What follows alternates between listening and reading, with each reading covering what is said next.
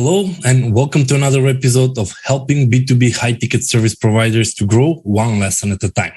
By now, I'm sure you've realized that I'm calling always the best people that I know and that I really think that they can add value to this podcast. And I've realized that in all this series, we've never had a Macedonian in the show. So for today, I actually wanted to invite Vasko Karangeleski, who is actually a CMC. And for those who don't know, that's like a certified management consultant, but also he is a VP of sales at Next Sales. So Vasko, welcome to the show. Good. Thank you for the invitation. Good to be here. Yeah, and for everybody that don't know, like a decade ago, I was actually working for Vasko in his K Group Consulting, I think was the name Vasko, for 2 months, but officially he was my employer, so I had to behave. But now I wanted to give the opportunity to Vasko at least to present yourself so people would know who you are and what's your background. Thank you. Thank you, Tancho. We were colleagues 10 years ago, so we are colleagues now in somehow in the same spaces we are operating. So it's good to have people that you've met and you see their growth going in the same direction as oneself. So I'm happy for that and happy to be on the show. Thank you for the introduction. I'm currently working as a VP of sales of Next Sales, a US-based sales development company, which provides outsourced sales development to companies that have high-ticket sales, mainly operating in the US market. That is my current position, working position. Otherwise, as an introduction, I'm 43 years old, young, father of 2 boys, have been working for 20 years, I guess. Yeah, there are many certificates, MBAs, faculties, and so forth. The good story in sales, numbers tell everything. So it's totally merit-based, performance-based, and that's what I like in the B2B sales space. Otherwise,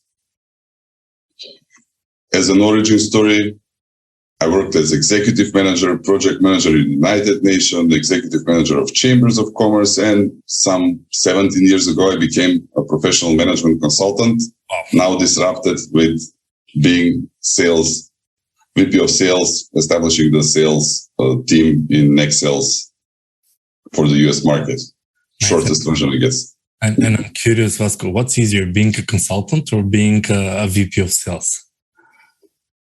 Well, from this perspective, it's easier to be VP of sales. From this perspective, in both perspectives, you go to a prospect and you try to identify stuff. But I was just curious because you have the both under your belt. Well, if you talk in value terms or in impact terms, being a consultant is great because you see the impact not right away, but you see it after a while. And there is I think in both situations, there is this moment and this service value that you have carried with yourself when you consult a company. You're not the owner of the process, right?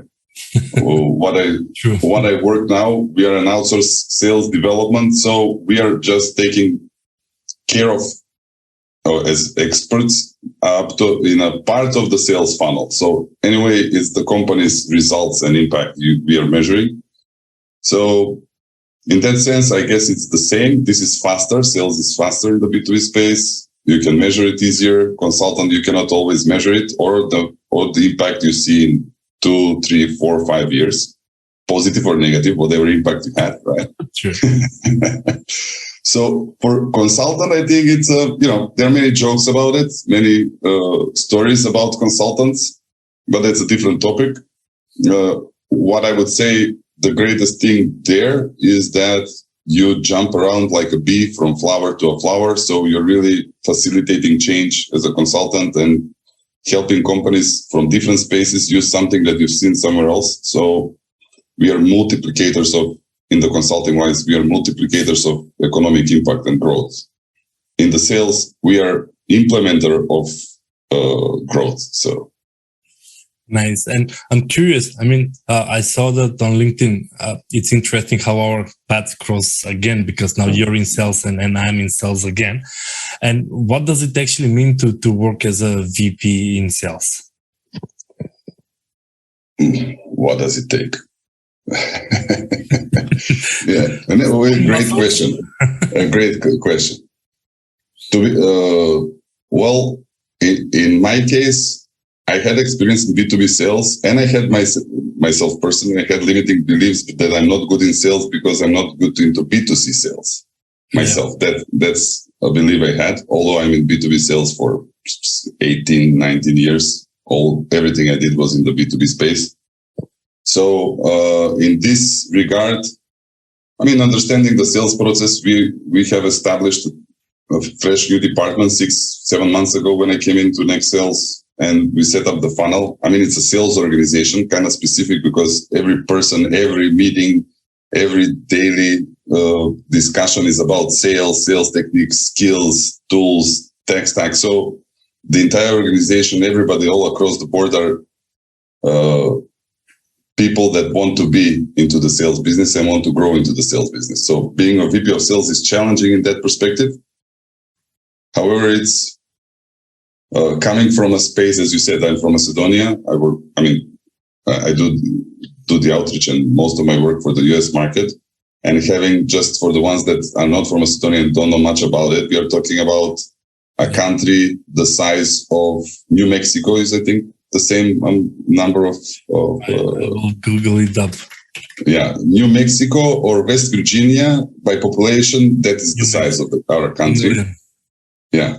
So I think New Mexico is 2.2, we are 2.1, 1.9 is West Virginia. So this is the size. Well, GDP per capita is 9 to 12 times less in the entire country of where we come from compared to this. When I talk about the size of Macedonia, usually we're like a suburb of Frankfurt or London, because 2 million is really, really a small country. It is. Unfortunately, I have another example from a friend from Cairo who said, 2 million, that's my municipality in Cairo. You know? So I said, well, even worse, it could be London, New York, or something like that. But we are talking about a municipality in a town in Africa. So, sometimes, there's a cross-check what to compare. 2 million, but we're still making an international impact. I mean, even with B2B solution, with the consulting, even with Next Sales, we still have international impact because you're working in the US primary. We are more primarily Europe actually oriented, although we have a lot of clients from the US as well.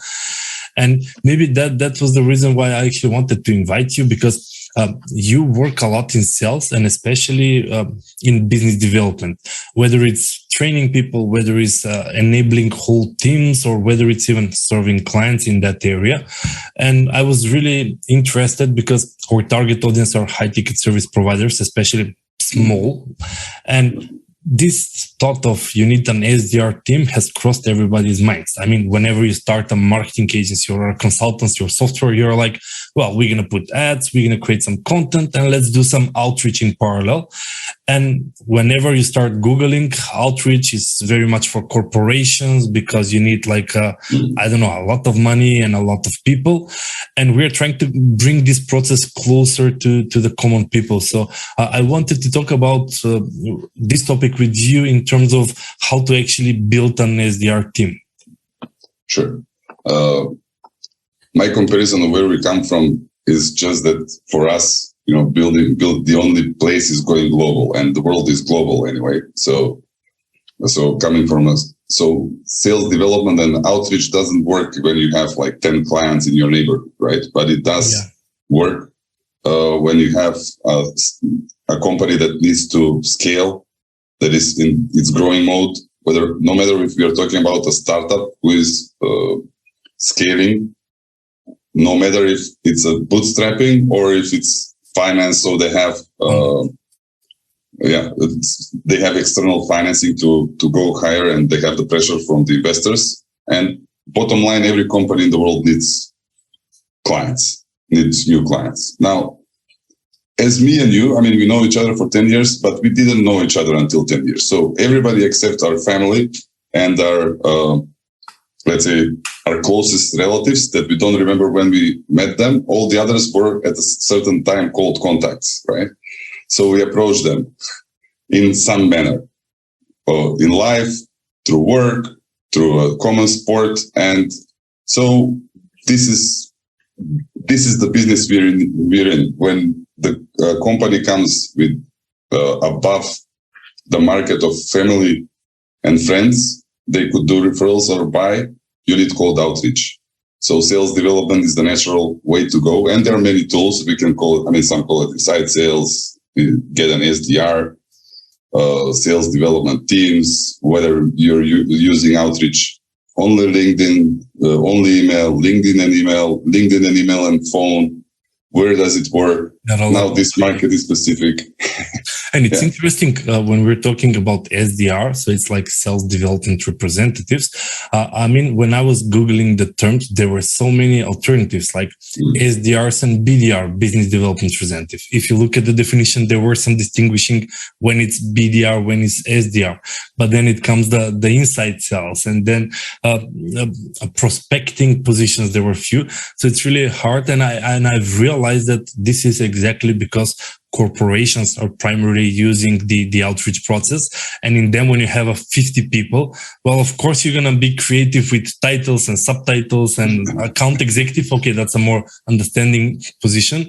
But when it comes to smaller companies, they can afford, I don't know, 1 or 5 SDRs or salespeople in the outreach process. And then you cannot really put so many different job titles into the team.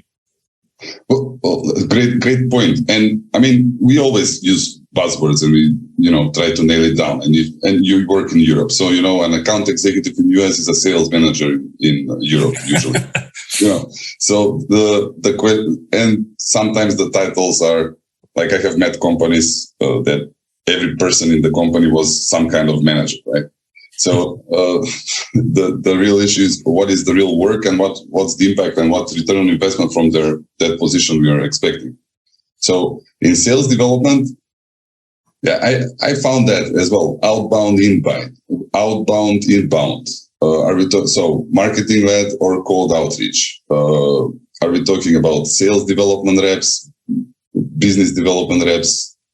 Every company has its own approach. What I would say is, it's not for everyone, unfortunately. Everybody needs top of the funnel, top of the spear, getting more people into the sales pipeline and starting the conversations to get to a new sales, to expand to the market. But sales development, unfortunately, is not for everyone. What I mean, it's not for everyone, I would say, for not high ticket sales, there are other means. Then there is marketing, social media, product lead growth approaches. So it's questionable return on investment if you have sell a $20 product per company, probably sales development is not for you. Not outsourced. It's not even to build an in-house department. Yeah. Don't do it. There are other ways. We even go up to, even on a €1,000 service, it's still questionable whether an SDR person is good.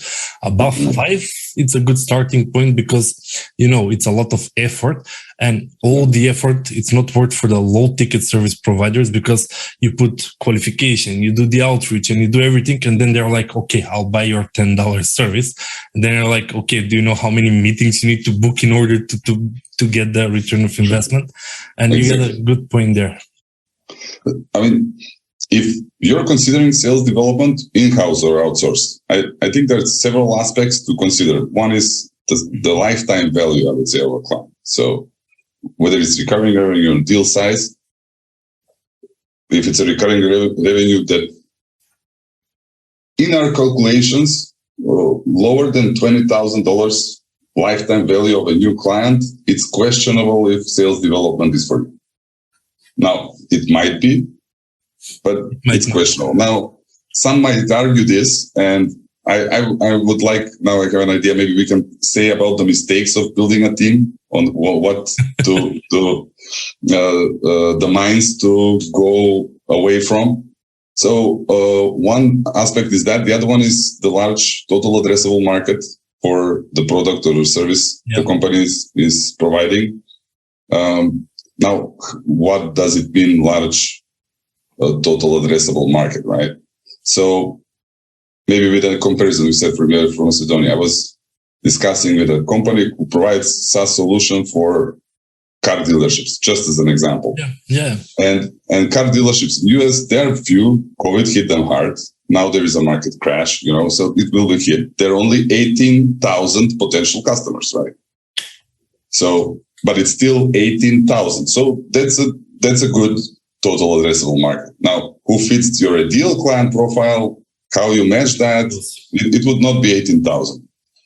And coming from a small place, right, the neighborhood of a town, I thought, let me think, what would it mean if I did it in my country? And then I understood that in our country, you have total addressable market, potential clients that would follow the ICP, like 15 companies. So you can pick up the phone, meet them all, and 2 months, you know everything, right? You have the relationship. So it's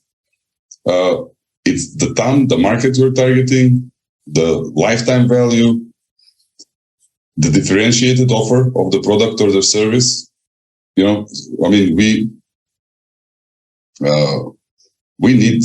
do cold outreach anyway, whether we have an SDR dedicated to it, whether we have a dedicated SDR team, whether we have someone doing it, even experienced salespeople who know how to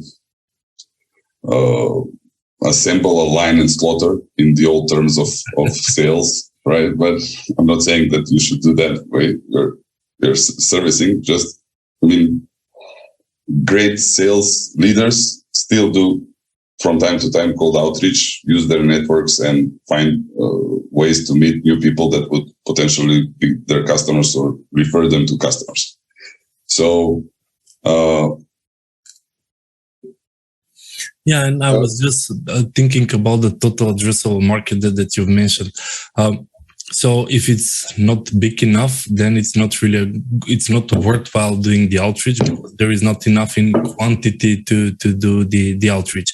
And when you said the differentiated offer, what do you mean by that? They need to have like a USP, like unique selling point, or they need to be different from the competitor so they can, when you reach out to someone, so you would be able to say, well, you know what, the rest, we are different because of, I don't know, X, Y, Z. Yeah, sure.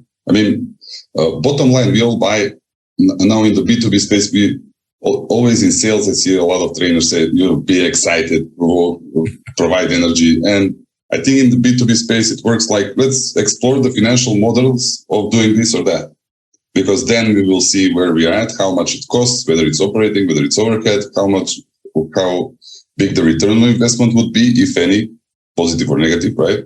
Yeah. And how much time it would take because it involves in the equation.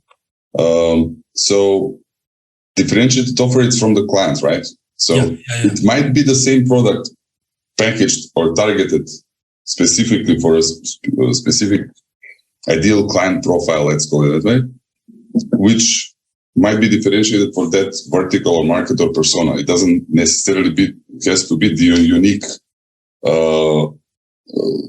product that no one else is doing from the competitors, right? Yeah, got it. I was thinking now, as we are speaking, I was thinking like, what are the biggest mistakes that companies make when, usually because we talk about in-house or outsource, Yeah. And we are in the outsource business. For example, in Make Sales, we are providing an outsourced sales development department, meaning not just an SDR, but also the processes, the tech stack, the recruitment, training, and managing of SDRs. You have a person that is, doing performance reviews of the campaigns, adjusting the messaging, adding sequences. It's a whole process. The whole department, and now, a single person. Yeah, and usually the biggest mistake and this is something that for someone, no matter if you're planning to outsource or if you're in the high ticket sales, definitely sales development makes sense. Now, whether you should do it yourself or do it outsourced, maybe that's a topic. Maybe you had another question, but that popped into my mind. No, let's compare. I have general idea how to structure this conversation, but no, it's really open. So if a company, for example, a marketing agency or a software company or even a management consultant, because you wear that hat before, they've realized that, we actually need an outreach. we're going to call it a BDR, SDR, or sales manager, regardless. And then there are two questions usually that came up in my head. First is, okay, should I do it in-house or should I just outsource? And the other question is, okay, how should I measure the return of investment? Because we are business people. If I need to pay money, regardless whether it's agency or hiring people, it's still money. So if I'm investing, how would you actually just calculate the ROI?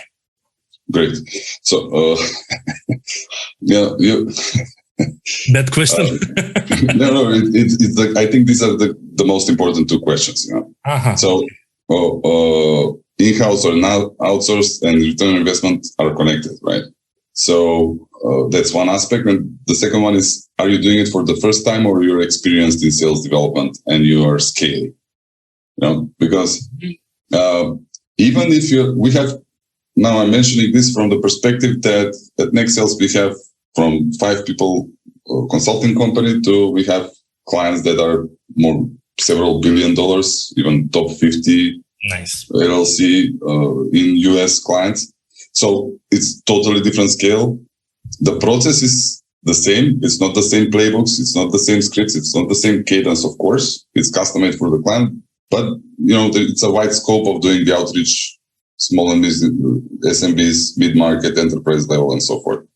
So the calculation is similar. Let's put it that way. But let's start from the first one, in-house or outsourced, right? So let me start with the mistakes for the ones that do it first time. And I have this, I hear this a lot. Like, we will engage a person. It doesn't have to, it can be an offshore person. We'll give him a script. He'll do the calls. Yeah, he can even be a freelancer. It doesn't even have to be. Or a freelancer. And that's fine. I'm not saying it's, you know, it's bad. The question is, do you know the process? Do you have proper training and management?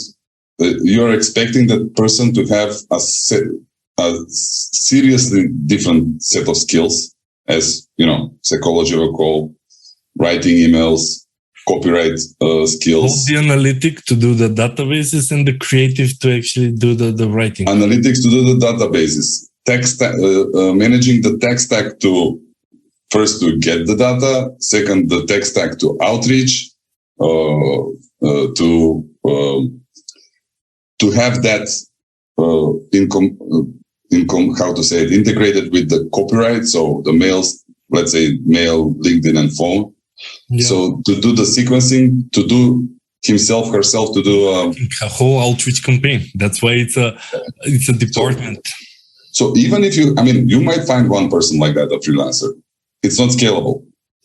So, and that's one side. And the second one is usually, and this is connected to the return on investment, we omit certain costs, like you're doing outreach, right? Yeah. So you have human labor cost. Of course you do. Do you have tech stack cost? Of course, monthly. Monthly, recurring cost. Yeah, true. So do you have a cost for managing and training people, right? Getting to the right talent these days. For onboarding, not just the managing. Exactly. So to onboard, managing comes later, right? First is the recruiting. Second is the training and the onboarding. And then it's the managing, right? And also coaching and you know, building up people from SDR, BDR, or whatever, you know, up the scale. So, because it's, let's face it, the average, I was reading some reports, the average SDR doing cold calls, it's 1.5 year as an SDR. No, it's limited. It's tiresome. It's emotionally hard. Yeah. Being rejected all this time on the phone. Hello. Exactly. No. Okay. Next one. Hello.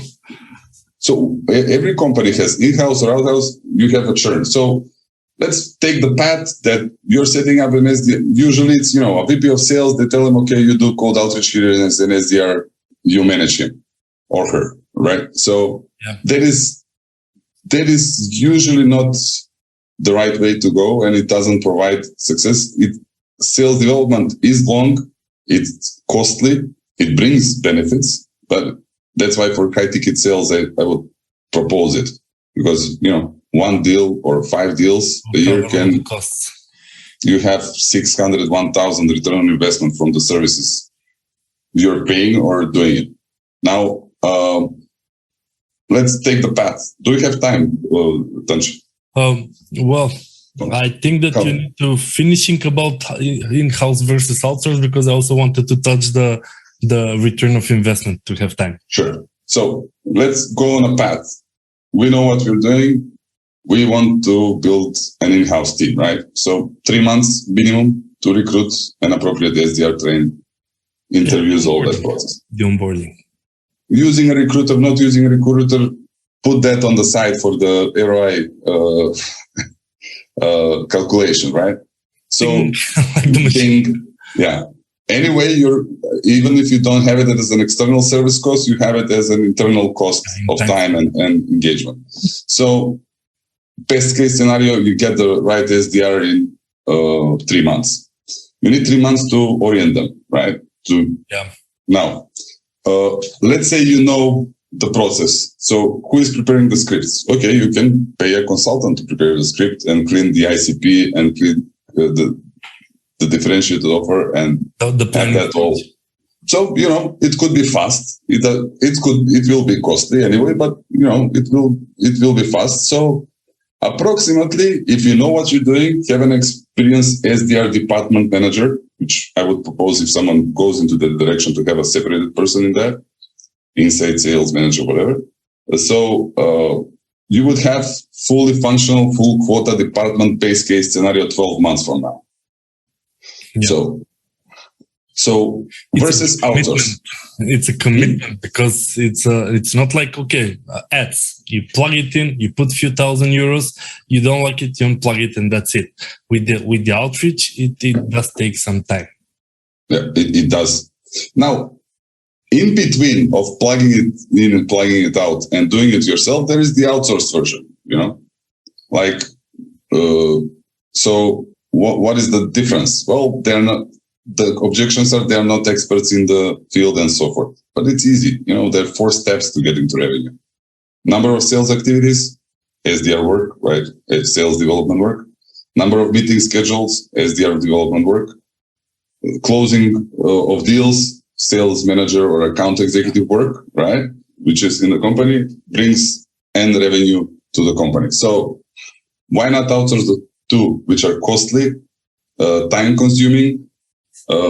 You might calculate it as operating cost or overhead, and you will have churn. You will have issues with managing people. You will have issues in A/B testing, changing the scripts, adjusting, taking calls. In 3 months, the person left, and you need to start the recruiting process, and you just finished it. Like you started 5 months, you got the new person, he leaves in 2 months. Start all over.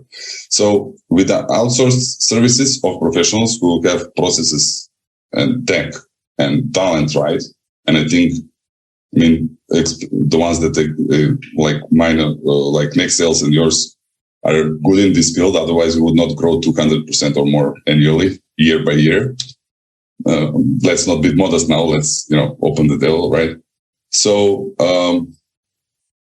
so what is easier there? You have 3 to 6 months to be full quota with outreach, with someone else preparing the scripts, someone else taking care of the tech stack, which is changing. So integrating it, having the best tech stack that provides. The text is changing, Vasko, because you create the messages in the scripts and then you test them and then you optimize them and then you do the A/B testing. So it's not like, as you said in the earlier example, to take a consultant, he write it for you, but then you also need them to continue evaluating them into more efficient and more converting messages.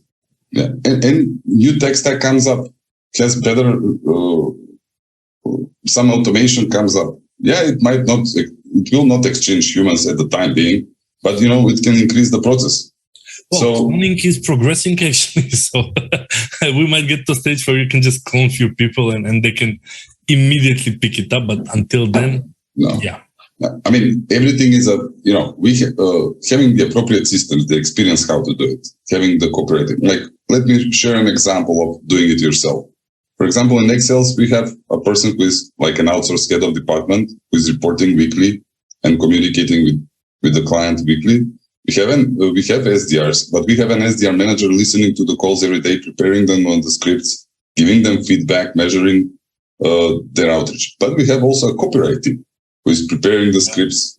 You have a sales ops team who's taking care that the emails are warmed up, that they're well integrated, that there are no bounce rates, that generate lead lists that are according to the ICP, to the ideal client profile. Next month after the cold outreach, we get some numbers, so adjust the lead list generation, right? So having all those teams and all that set up and have that integrated and working appropriately, you can do it in a few years or you can do it right away. So the question is, who wants what? Some for in-house, well, we will usually what I'm hearing or what I'm reading, even from reports, we want them to grow in the career and become account executives. Yeah. I'm sorry to spoil this. There was a survey. 90% of SDRs don't want to be account executives. And will probably leave before you are able to put them on a higher position. So it's a question of time. I mean, I don't want to be scary. So now there is a market crash that nobody's talking about, but yet, or few people are talking about in this recent period. And when US sneezes, the world gets a cold. So we should consider that, the time is coming when there is a crisis. And I'm not scaring this, but I'm saying that for the companies that want to have, instead of having it's anyway a resource intensive process. And now I'm going into the ROI. So there is specialization in outsourcing and there is economies of scale. So it's resource intensive and it can be distracting to your business. So if you're from the people that see crisis as opportunity, I would say don't invest long-term in sales development, at least in the first run. Focus on your key strengths and find the best vendor that could provide the whole service from outside, especially in high-ticket sales, someone like Next Sales or B2B, that will help you and service you and push you on the way, because we can, we are the fresh eye on your messaging. We can help you get the message across. We will never be experts in your product or service, but we are experts in setting up meetings with sales qualified leads. So, everything that needs to be done, but nobody wants to do, you can outsource it. We can do it for you. Yeah, the legwork in sales, the first with the outreach, with the cold prospecting, with the warming up, with the nurturing, it's even recommended to be outsourced. Vasko, I'm running out of time at this stage already, but I do have one more question that I have to ask you. And that was the legacy thing. I mean, I ask everybody on these interviews is that, well, you know what, we all work in different worlds and we want to be remembered by something. So my question here is that, what do you want to be remembered for? What's that one gold thing that you aspire, or even, young grandkids will say, do you know Vasko, my grandfather, he was what? What do you want to be remembered for? So as a young person, I think I will figure it out as I grow up. But and I do think so that we have multiple identities and I've shifted professions and positions. So, as a person who was identified with work, it's an issue. I would say I would like to be remembered as a person who inspired people to be the best they can be and to not be afraid to look in their dark side. And because that's like the first step in becoming all you can be. Because I do believe everybody's a superhero, just that we don't spend enough time with, accessing all our aspects, the dark sides, the white sides, whatever sides we have. And, it's a terrifying process, let's say, while it lasts, but it does create, muscle and thick skin and aligns you with what you really want. So I would like to, however I'm remembered, I don't know. I know that there are 3 deaths. I think this was a Mexican belief, or somewhere I read it. It's a Mexican person dies 3 times. Once when they learn that there is one life, second time when they're actually dead, and third time when their name is mentioned for the last time. So I hope the third death takes longer, right? But let's leave this part between the first and the second the best we can do. Yes, and Vasko, in closing, how people can actually reach out to you, how they can find you, the LinkedIn or email or anything, if someone is interested to talk to you and continue this conversation? So, of course, LinkedIn, Vasko Karangeleski, nextsales.io is our website as a company, but you can reach me directly at Vasko, VSKOK, at nextsales.llc.com on email. I think I have all my contact information even publicly available. We're going to put this just below the video so people will be able to click it. But as you're telling me, that means that I am allowed to publish them because I have your phone, but I'm not going to put it. So that's why well, I will give you my US phone. Why not? But I think it's better, email and calendar works better. So we can plan our time. Yes, of course. Well, Vasko, I really wanted to thank you for giving us the opportunity to sneak peek in what you're doing and SDRs and your thoughts on how the sales should be established. And for everybody out there, I mean, the whole goal was just to start considering the SDR process. Whether you're going to start on your own or whether you're just going to say, let me take a freelancer or hire an agency, that's something that it's really tailored based on your exact needs. But whether you need an outreach or not, that's really up to you based on your business. Is it a high ticket? Is it the lifetime value, as Vasko said, to consider these variables and take the route? Because it's 21st century, and Vasko mentioned it, and it reminded me that even in the book, how I've started the Sweet Leads Vasko, the book, the first sentence in the introduction is everybody needs new clients, either to survive or to grow. And that is my first sentence in the book. So when you mentioned it, I was like, I've seen that somewhere. So I like mind things. I think it was the saying. But Vasko, again, thank you very much for the insight that you shared with us. And I really hope that people will find it useful. Thank you for inviting us. We are available anytime for more information and going into details and seeing if you're a match or not. The main thing is to create value for your organizations and for us, and to jointly create value, that's a blessing. So that's what we are striving for. Exactly. As every business, we're trying to add the value. So let's stop here. Have a great day, everybody, and we speak soon. Bye-bye. Bye-bye.